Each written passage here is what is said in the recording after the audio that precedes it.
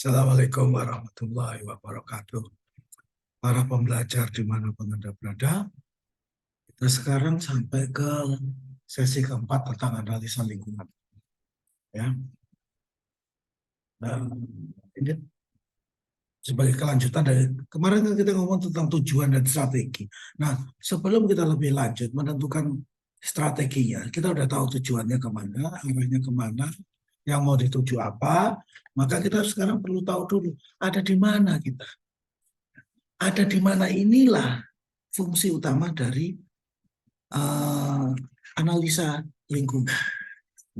Mari saya akan share dulu. Share seperti biasa, ini bagus ya kalau kita slideshow. Nah, cakep. Oke. Sebentar.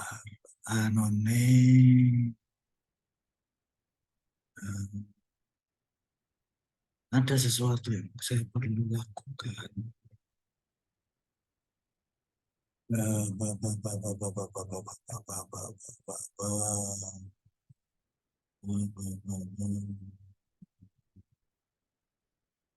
Mouse. Keren. Oke. Ya. Semoga kelihatan.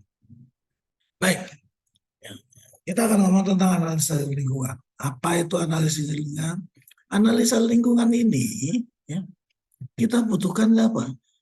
Untuk kita menilai di lingkungan tersebut itu di organisasi tersebut lingkungannya itu seperti apa secara keseluruhan ya, baik di dalam perusahaan organisasi internal maupun yang ada di luarnya eksternal. Apa ini yang kita lihat? Semuanya. Apakah semuanya 100%? Enggak. Hanya pada faktor-faktor yang mempengaruhi organisasi dalam mencapai tujuannya. Faktor di luar itu kita tidak lihat. Jadi kita melihat aja faktor-faktor, semua faktor yang mempengaruhi kemampuan kemajuan dari organisasi untuk mencapai tujuannya. Tujuannya kan udah ada di sesi 3. Nah sekarang untuk mencapai strateginya kita mesti lihat dulu apa aja yang mempengaruhinya. Itulah yang disebut sebagai analisa lingkungan. Kenapa harus analisa lingkungan? Sederhana, tidak ada satu perusahaan yang berdiri sendiri.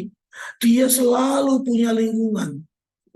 Di dalamnya maupun di luarnya, yang mendukung maupun yang menolak. Ini ada lingkungan. Ini harus diketahui nih. Lingkungan ini tadi kelihatannya sederhana, tapi bisa jadi rumit, kompleks.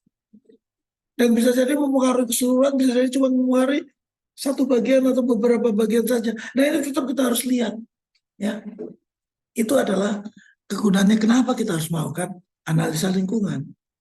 Adapun peran dan fungsinya sendiri itu ada beberapa, ada 3 yang utama. Dia sebagai policy oriented role, peran sebagai yang berorientasi pada kebijakan. Ini adalah bagaimana analisa lingkungan tadi akan melihat dari sisi kebijakan manajemen. Terkait dengan kebijakan manajemen yang tujuannya untuk memperbaiki kinerja. Dengan informasi tadi ya, mana yang akan yang paling kecenderungan utama yang ada di lingkungan.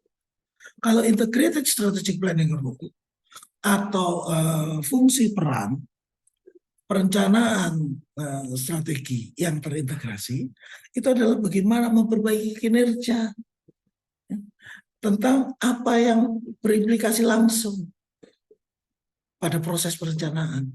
Nah, ini harus sifatnya integrated, harus sifatnya terintegrasi, harus sifatnya menyeluruh, tidak boleh berdiri sendiri-sendiri. Kita dulu kalau menyebutnya musuh dari terintegrasi itu adalah berdiri sendiri-sendiri, atau kita sebutnya sebagai silo, SILO. Silo itu apa ya? Oh gini, kalau di pertanian di Amerika, pertanian gandum, pertanian kacang kedelai, itu hasil panennya dikumpulin di dalam satu tabung besar tinggi. Kalau ini penuh, nanti tabung berikutnya penuh, tabung berikutnya. Nah, tabung-tabung ini disebut sebagai silo. Antara satu silo dengan silo yang lain, itu tidak terhubung. Nah, makanya mereka sebut sebagai silo, tidak terhubung. Tapi begitu mereka saling menghubung, sehingga kalau diambil di tabung satu, berkurang, tabung kedua akan mengisi, demikian sebaliknya. Maka itu disebut sebagai integrated, terintegrasi. Ya, itu adalah perencanaan yang integrated pada strategi. Kemudian perencanaan yang berorientasi pada fungsi. Dia juga tetap mempunyai kinerja yang titik beratnya pada apa? Bagaimana efektivitas kinerja bisa dilakukan. Terutama pada masalah-masalah tertentu yang menjadi targetnya. Ingat ya, efektivitas. Beda loh ya dengan efisien. Efektivitas itu terkait dengan apa? Pencapaian tujuan. Kalau efisien terkait dengan pemakaian sumber daya. Hati-hati itu sederhana tapi bisa menjebak. Ya, sekarang kita lihat secara umum struktur lingkungan itu terbagi menjadi dua, lingkungan eksternal dan lingkungan internal. Apa itu? Kita lihat ya, lingkungan eksternal dulu. Eksternal dulu enggak Pak? Sorry. Ini Anda lihat nih, ada lingkaran merah kecil. Ini adalah perusahaan atau organisasi ada. Di luar organisasi itu ada dua lingkungan yang menyelimuti. Lingkungan yang menyelimuti pertama adalah di industri Anda. Setelah itu ada lingkungan yang menyelimuti lebih luas lagi, namanya lingkungan umum. Lingkungan umum itu terdiri dari ekonomi, sosial, politik, hukum, teknologi, demografi. Contoh, ekonomi. Kalau sekarang inflasi lagi tinggi, ya, maka yang dilakukan orang apa? Apakah mereka akan banyak belanja? Enggak. Begitu inflasi tinggi, yang terjadi adalah orang lebih banyak akan melakukan saving, menabung, investasi. Ya. Tapi tatkala bunga rendah, orang nggak nabung, orang akan lebih banyak belanja. Maka itu adalah salah satu contoh dari faktor ekonomi. Faktor ekonomi nanti ada hubungannya yang paling dekat itu dengan hukum. Apa yang terjadi dengan peraturan pemerintah? Nah, apa yang terjadi pada regulasi? Membuat perubahan nggak pada industri? Bagaimana kondisi sosial masyarakat? Kalau masyarakatnya tenang, aman, sejahtera, keamanan oke, yang terjadi apa? Orang merasa senang berusaha, orang akan merasa lebih mudah untuk melakukan pembelanjaan, spending. Kenapa? Tenang kok, nggak ada yang perlu dikhawatirin. Senang-senanglah kita hidup. Tapi bagaimana kalau ini ada gejolak di sana, kerusuhan, orang belanja? Enggak. Paling dia belanja cuma belanja kebutuhan pokok. Beli kasur, beli kulkas, enggak. Kenapa? Enggak jelas nih. Mendingan duitnya kita simpan aja dulu. Ya, itu contohnya. Politik juga begitu. Ingat, ini biasanya ya. Sebelum pilkada atau pilpres, biasanya proyek-proyek besar di level tersebut, kalau pilkada itu bisa proyek di provinsi atau kota kabupaten. Itu proyek-proyek yang dari anggaran wilayah tersebut, itu biasanya akan berhenti. Kenapa? Wait and see, tunggu dulu.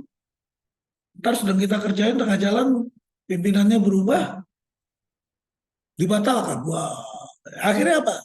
Wait and see, tunggu dulu. Kita tunggu hasilnya. Hasilnya kan cuma dua kemungkinannya. Yang ada sekarang incumbent terus di periode berikutnya, periode kedua biasanya, atau orang yang baru menggantikan incumbent. Oke, dan sekarang ada yang di tengahnya nih, keluarganya incumbent. Nah, ini kan repot ini. Dibilang baru juga nggak baru banget.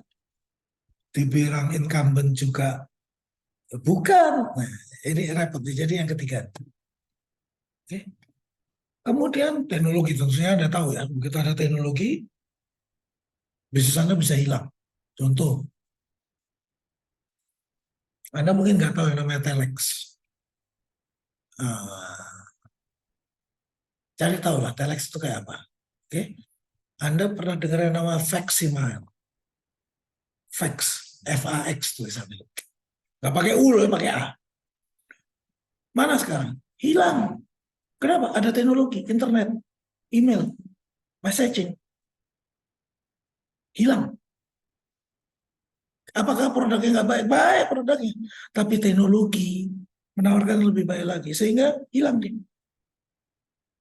Ya. Demografi. Demografi itu adalah struktur masyarakatnya. Ada beberapa contoh. Umur. Ya. Kondisi sosial. Daya beli. Maka demografi ini itu menjadi pilihan. Umpamanya Anda pilih, ya, sebenarnya gini-gini. Anda masih ingat kan STP ya, segmenting, targeting, positioning. Nah, segmenting tadi adalah dari pasaran gede itu Anda bikin segmen-segmennya. Dilihat salah satu demografinya. Contoh, Anda mau sasar remaja umur 17 sampai 21. Anda bisa fokus di situ. Oke. Tapi ada juga yang dia startnya dari 17 sampai 21. Tapi begitu dia semakin tambah tahun, dia berubah. Dari 17-21 tahun depan jadi 18-22. Tahunnya 8 lagi 19-23. Tahun depan lagi 20-24 dan seterusnya. Artinya apa? Dia mengikuti target demografi awal ini ikut. Tapi ada yang nggak peduli. Saya cuma 17-21. Kalau orang itu tadi sudah 22, dia itu nggak dianggap sebagai targetnya dia. Ada yang begitu. Ya. Lingkungan umum, contoh lingkungan umum menarik. Ini sangat menarik. Saya akan ngomong tentang pompa bensin. Pompa bensin. Kok pompa bensin sih? Salah ya. Nggak relevan ya.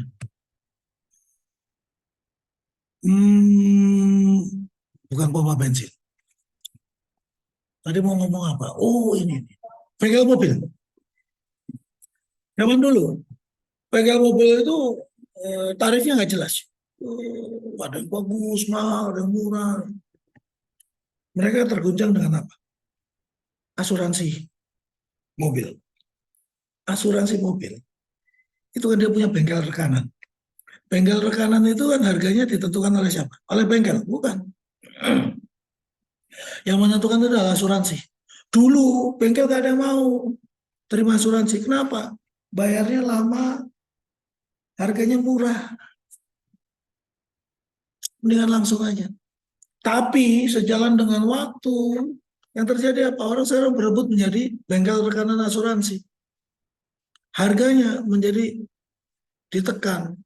Sehingga apa? Mereka mau nggak mau harus mengikuti plafon harga tersebut dengan melakukan efisiensi. Dengan tetap menjaga efektivitas ya, kualitasnya. Itu nanti akan terjadi pada industri kesehatan. Dalam hal ini rumah sakit yang sekarang dihajar oleh BPJS. BPJS itu rumah sakit dapatnya kecil. Dulu jarang ada yang terima, tapi sekarang rumah sakit itu berlomba untuk menjadi penyedia atau rekanannya BPJS. Kenapa? Ya kayak asuransi. Industrinya dibentuk oleh regulasi tadi, oleh hukum tadi. Kalau yang BPJS. Tapi kalau asuransi, industrinya terbentuk oleh apa? Faktor ekonomi. Adanya satu industri asuransi. Ya. Kemudian kita lihat lingkungan industri yang ada di tengah ini. Kita akan lihat tentang bagaimana pendatang baru. Pendatang baru ini ancamannya gimana? Potensinya seperti apa? Bagaimana pemasok kita? Bagaimana pembeli kita? Bagaimana produk substitusi kita? Bagaimana pesaing kita yang ada? Nah, ini nanti kita akan bahas lingkungan industri ini sebagai 5 kekuatan Porter. Oke? Sorry. Ini yang saya sebut 5 kekuatan. Yang pertama, kita lihat bagaimana persaingan di antara para penjual di industri tersebut. eh, target marketnya sama, produknya kurang lebih sama. Bersaing tuh, contoh sepatu olahraga Puma, Adidas, Reebok, Spotek, macam-macam. Itu segmennya sama, industrinya sama. Nah, bagaimana mereka bersaing? Kemudian bagaimana dengan produk substitusi? Yang tadi sepatu Keds, sekarang ada yang dekat dengan itu. Apa? Sepatu slip on. Oh, itu berpengaruh. Kalau orang tadinya pakai yang biasa, sepatu Keds, cirinya sepatu Keds itu apa? Ada tali. Sekarang ada yang sepatu yang modelnya kayak Keds tapi slip on, tinggal masuk itu ya nggak buka tali. Nah, itu bisa bahaya tuh. Maka itu perlu diperhatikan. Substitusi. Atau pendatang baru yang potensial. Ini berbahaya, datang baru potensial. Apa itu? Oh, itu bisa macam-macam. Terutama Cina, ini masalah nih Cina.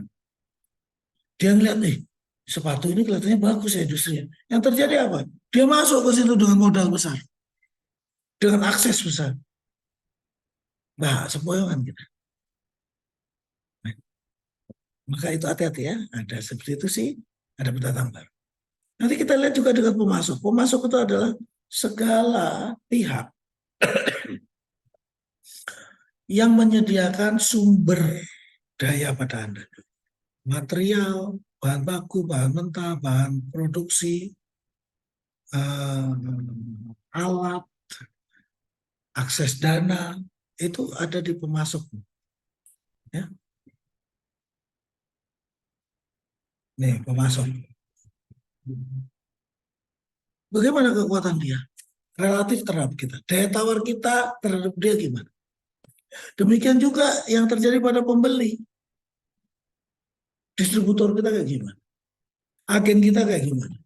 Pembeli besar lah pelanggan kita kayak gimana? Nah, ini kita mesti lihat nih. Oke? Ini adalah 5 kekuatan porter yang utama. Tapi Anda juga jangan kaget. Nanti ada juga yang 5 forces of porter. 5 kekuatan porter yang lain. Yang di atas ini diganti dengan regulasi atau peraturan atau hukum. Yang di bawah pendatang baru ini dicampur dengan substitusi. Jadi tetap 5. Ya, jangan kaget. Apa yang menjadi hambatan baru? Hambatan untuk pendatang baru. Hambatan untuk pendatang baru kita sebut juga sebagai barrier to entry. Hambatan atau pagar atau tembok yang tidak memungkinkan mereka atau menyulitkan mereka untuk masuk ke dalam industri kita. Apa aja? Satu, skala ekonomi. Ya.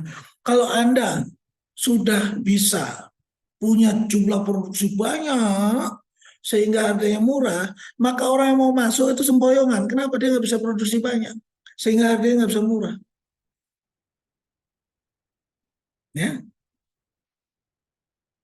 itu skala ekonomis. Kemudian yang kedua ada diferensiasi produk. Ingat sekali lagi ya, STP, segmenting, targeting, positioning. Begitu Anda sudah tahu segmennya, Anda cari segmen mana yang akan Anda garap, targeting, maka di saat tersebut Anda mesti lihat bagaimana posisi Anda berbeda dengan pesaing yang ada. Nah, diferensiasi ini yang bisa sakit jiwa. Bagaimana membedakan yang baru tadi terhadap yang sudah ada. Kalau dia tidak bisa membedakannya, orang nggak akan bergeming. Ngapain? Gue nggak kenal. Apa bedanya? Aku pakai yang ini aja aman. Maka mereka tidak akan pindah, teman-teman. Berikutnya, barrier entry adalah capital requirement, modal yang dibutuhkan. Contoh, industri pesawat terbang. Ya, pesawat penumpang itu lagi naik daun. Cuman Anda mau bikin. Itu berapa ya? Penguasanya yang utama cuma 2. Boeing sama Airbus. Kenapa kita nggak bikin? Duitnya nggak ada, bro. Ya, Anda cuma punya 2 juta dolar, nggak cukup. Besar, butuh dana besar, teknologi besar. Apa segala macam besar yang pada akhirnya tetap duitnya besar. Nah, ini membuat perusahaan lain itu sulit untuk masuk ke industri tersebut. Dananya nggak cukup. Maka mereka buat barrier to entry-nya dalam bentuk capital requirement. Kemudian ada switching cost. Ya. Contoh-contoh begini, switching cost itu yang paling gampang. Paling gampang.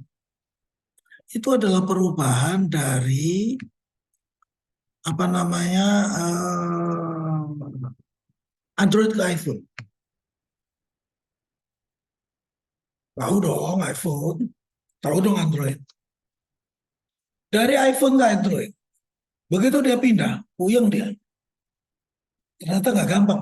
Lu nggak bisa. Chargernya beda, headphones-nya beda, kabelnya beda. Terus koneksinya, sinkronisasinya beda. Sistem filingnya beda. Kok ruwet ya? Harga handphonenya bedanya nggak jauh. Tapi untuk ekosistemnya ternyata berbeda. Sehingga harga menjadi besar, ruwet, dan lama. Hasilnya apa? Nggak mau pindah. Karena apa? Mereka udah ada di ekosistem tersebut. Ya, itu contohnya. Kemudian bagaimana dengan akses ke saluran distribusi? Semakin loyal distribusi Anda, maka semakin sulit orang untuk masuk. Ya, itu contohnya. Kebijakan pemerintah gimana? Kebijakan pemerintah itu juga kita lihat. Apakah pemerintah melakukan proteksi? Ataukah pemerintah memberikan monopoli? Ataukah pemerintah memberi jatah-jatah tertentu? Nah itu mesti dilihat. Regulasinya kayak gimana? Contoh, Anda mau impor daging. Loh, kebutuhan daging kita besar. Anda mau impor daging nggak bisa bro. Kenapa? Lisensi buat orang mengimpor daging, importer, itu ruwet. Dan udah ada jatah-jatahnya. Pemain baru nggak bisa masuk. Kenapa ada regulasinya? Nah itu yang dimaksud dengan barrier to entry. Menggunakan regulasi. Oke? Bagaimana kekuatan? Kekuatan pemasok itu dilihatnya dari satu. Kalau pemasok Anda itu cuma sedikit. Kalau pemasok Anda sedikit, apalagi produknya unik, produknya tidak mudah ditemui di pasaran, maka mereka lebih tinggi daya tawarnya. Ngomongnya sederhana. Mereka ngomong ke Anda sebagai pembeli. Lu kalau nggak mau beli ya udah nggak apa-apa. Gue jual tempat lain. Banyak industri lain yang butuh barang gue. Ya, itu. Demikian juga dengan pembeli. Pembeli itu kalau dia beli jumlahnya banyak, maka dia daya tawarnya lebih tinggi. Kenapa? Anda jual ke orang 1-2 lusin, sama Anda jual ke orang 100-200 lusin. Itu ruwetnya sama. Maka daripada ecer ngabisin waktu banyak, dengan lebih baik fokus ke yang 100-200 lusin. Nah, maka dia minta apa? Relatif lebih mudah diberikan. Kenapa? Dia belinya jumlah banyak. Sehingga dia bisa mempunyai kekuatan tawar yang lebih tinggi. Apalagi kalau yang Anda jual ada produknya standar, umum, nggak khusus, gampang cari. Contoh, uh, Anda jualan bolpen. Terus ada pembeli bilang, ya aku mau beli 500 lusin bolpen. Oh siap, aku mau bolpennya itu diantarnya minggu depan ya, warna biru. Wah nggak bisa, Pak. Ya, ya udah. Atau gue minta diskonnya. Wah nggak bisa, Pak. Ya udah. Kalau kamu nggak bisa, nggak apa-apa. Aku akan nyari produsen bolpen lainnya. Nggak susah kok. Banyak kok yang jualan bolpen. Begitu banyak, persaingan banyak. Yang terjadi apa? Harganya menjadi lebih kompetitif alias lebih murah. Pembeli memperoleh laba kecil, artinya si pembeli tadi ngambil untungnya kecil.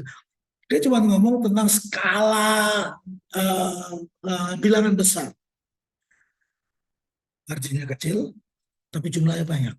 dibandingkan marginnya besar, jumlahnya sedikit. Contoh, Toyota. Anda tahu Toyota Alphard?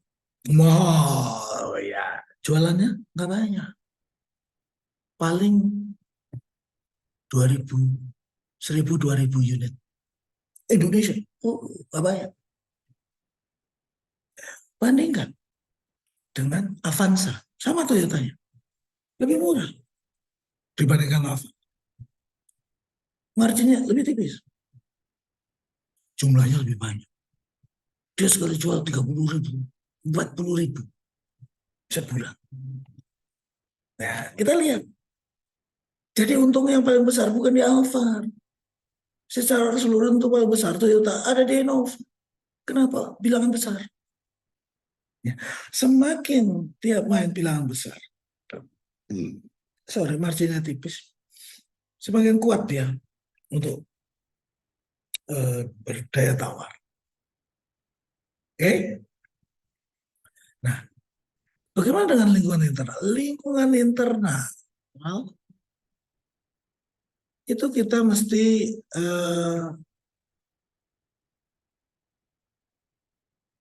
lingkungan internal itu kita masih lihat ada 3 hal. Yang pertama adalah sumber daya. Apa yang kita punya? Apa yang kita punya akses untuk ke situ? Apa yang bisa mendukung kita untuk melakukan produksi? Sumber daya itu macam-macam kan? Manusia, modal, mesin, bahan, itu sumber daya.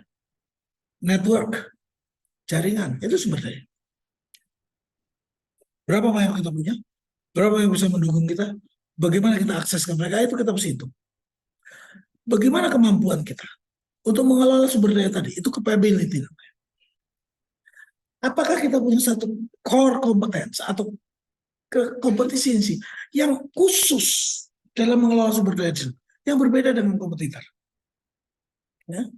Maka itu nanti menjadi kekuatan Anda. Contoh paling gampang. Anda tahu pisau lipat? Ya, ya, ya. Anda pernah dengar namanya Teddy Cardin? Pisau Teddy Cardin. Cari di internet, pisau Teddy Cardin. Itu adalah salah satu pisau terbaik di dunia. Yang bikin Teddy Cardin itu di daerah Ujung Berung, Bandung.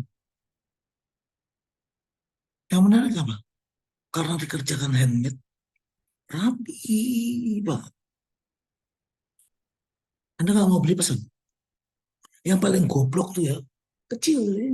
Paling goblok itu 250.000. Kecil. Itu juga barang sisa.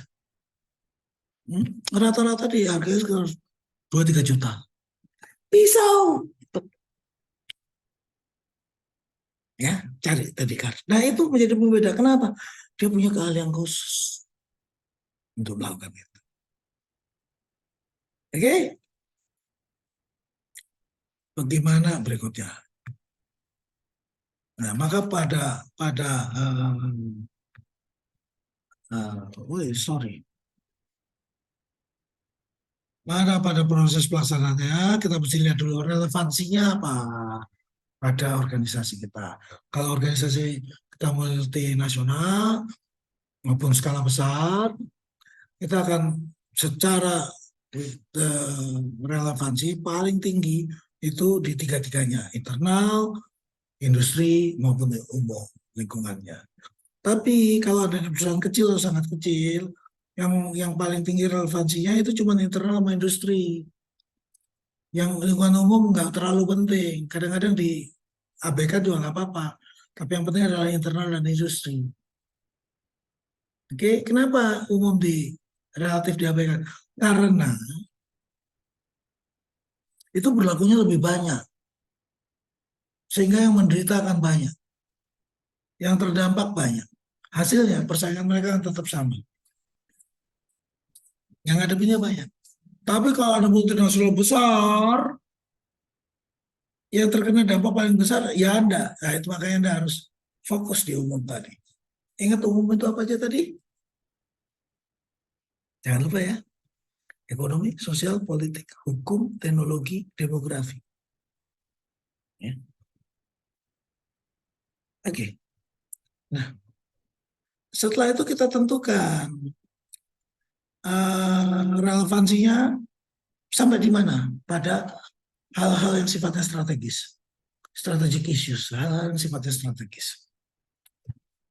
Faktor lingkungan tadi, internal eksternal, mana nih yang paling berpengaruh, baik positif maupun negatif. Nah, ini yang mesti dilihat. Semakin berpengaruh, maka disebut sebagai strategis. Ya, maka kita harus bikin prioritasnya.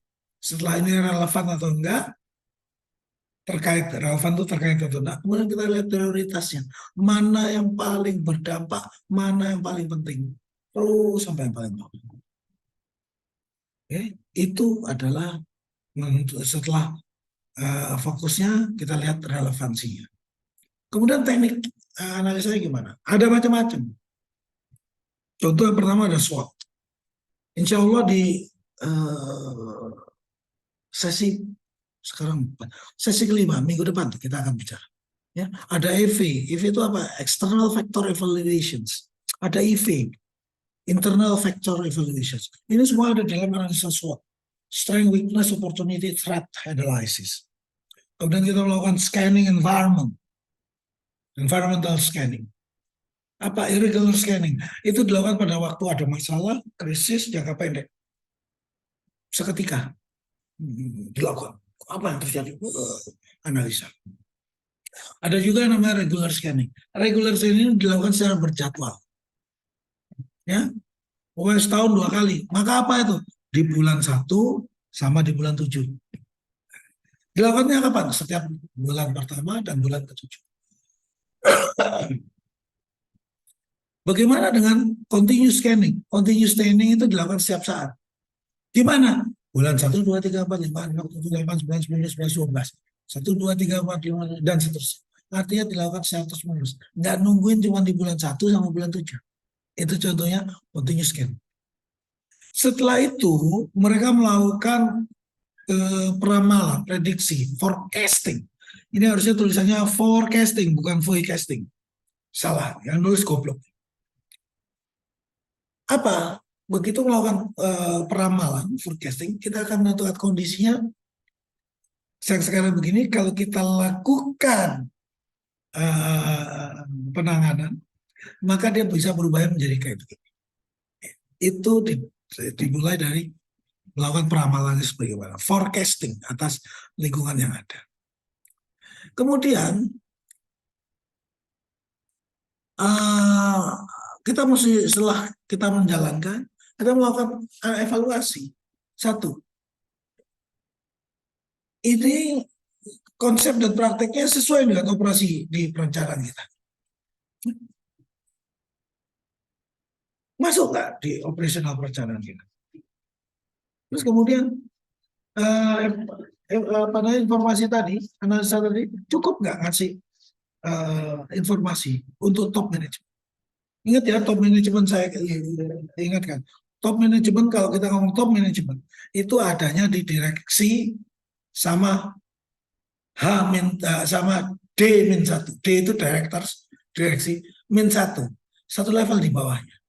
Apa itu? Bisa vice president, bisa general managers, bisa kepala divisi, bisa kepala grup. Pokoknya satu level di bawah direksi. Itu D-1. Nah, itu manajemen puncak. Analisa tadi cukup nggak ngasih informasi pada manajemen puncak tadi. Kemudian kita lihat dalam melakukan analisa tadi, didukung nggak sama manajemen puncak. Jangan Anda susah-susah manajemen puncak bilang, ngapain sih susah-susah. Sudahlah, tiba masa tiba akal. Tahu nggak? Biasanya kalau orang ngomong tiba masa tiba akal, yang terjadi apa? Tiba masa hilang akal.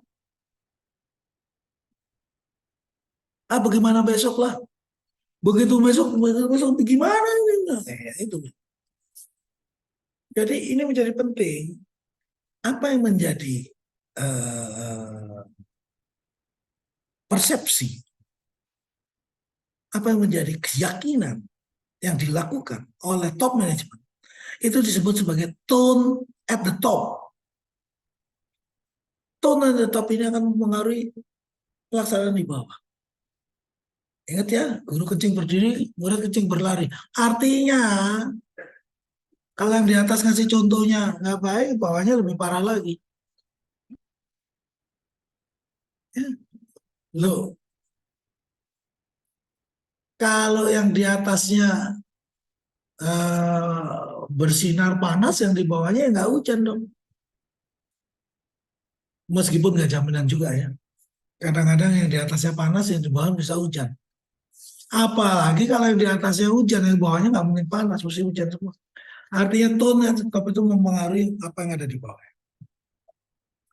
Kemudian pada waktu melakukan analisa tadi, kita evaluasi lagi. Yang melakukan tadi kompeten nggak? Punya keahlian nggak? Paham nggak apa yang dilakukan? Benar nggak metode? Benar nggak prosesnya? Itu menjadi penting. Jangan orang asal-asalan disuruh bikin analisa.